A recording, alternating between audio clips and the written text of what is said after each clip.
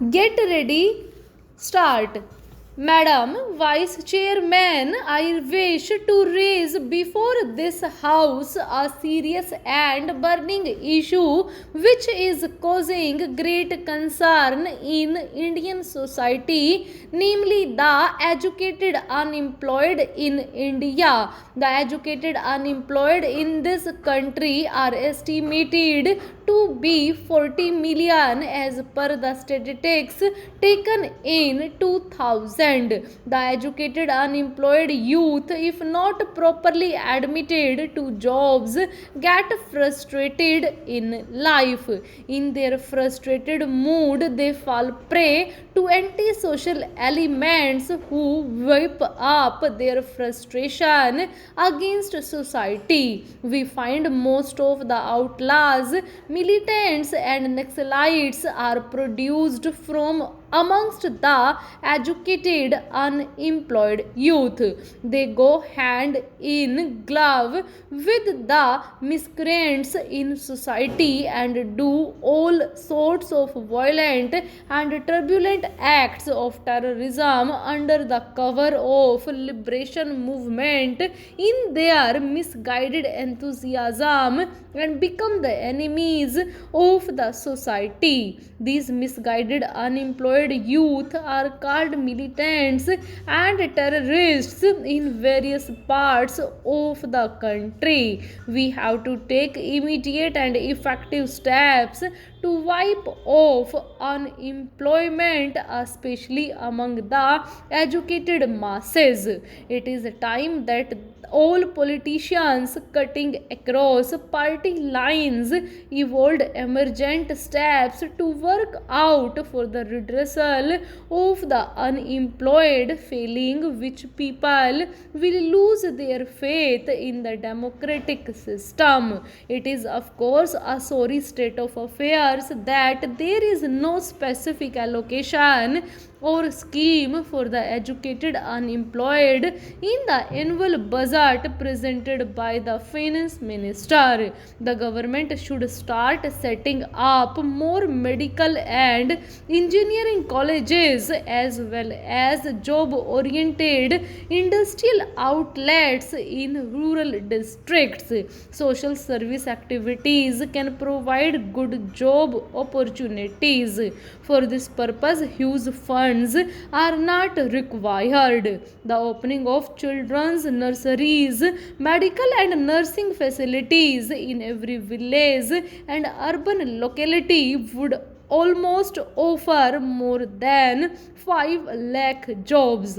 Youth force is a timely need of our country since the future of this great nation is to be handled by this generation. It is suggested by experts that the government should think of creating a national service force for all able bodied and unemployed citizens. The aforesaid national service may be further divided into 5 compartments for the satisfactory working of the scheme. First comes the education and scientific division. This branch should concentrate on adult literacy throughout the length and breadth of the country. Exploration of natural resources and their efficient utilization should be its motto. Agriculture should be further modernized by adopting agro-industrial technology. There should be development of renewable resources, propagate scientific attitudes for public and personal hygiene, and educate the public about civic responsibility through adult and mass education. Engineering and construction division has to look after the maintenance and repairs of canals, dams, public schools, hospitals, digging of tube wells and construction of solar and biogas plants and all public works wherever required. This category of persons should attend to conversation of soil erosion, maintenance of environment, reclamation of fallow and infertile lands, and afforestation as well. The next division is civil administration. This should act as an ancillary force to the police to supervise city traffic and keep an eye on antisocial elements. Another division has to look after the health condition of the people and their general fitness. This division should cater to the needs of the ailing public.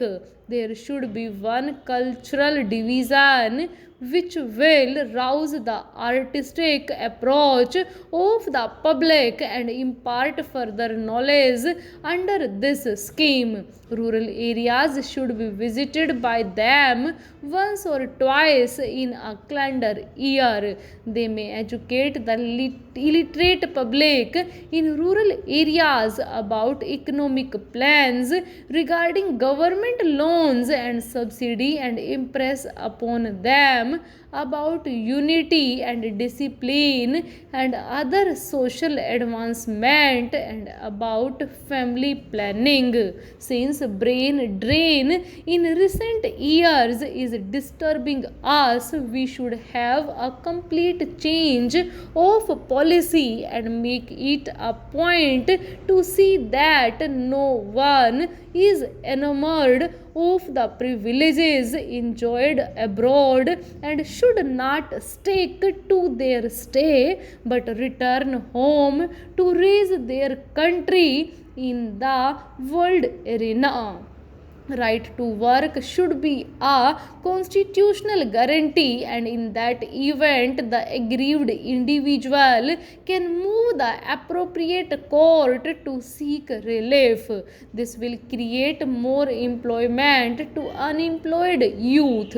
By adopting such tactful measures, we can prevent the mass exodus of the educated youth to other countries and develop our country. In the above circumstances, my suggestions may be considered and the government may announce good schemes to retain our educated unemployed at home to work for the progress of this great nation. Having failed to export any of our products, having invested crores of rupees, we are now going back to the same thing as exporting iron ore, manganese ore, and we try to export our jute products, so that we are going back to the same old stage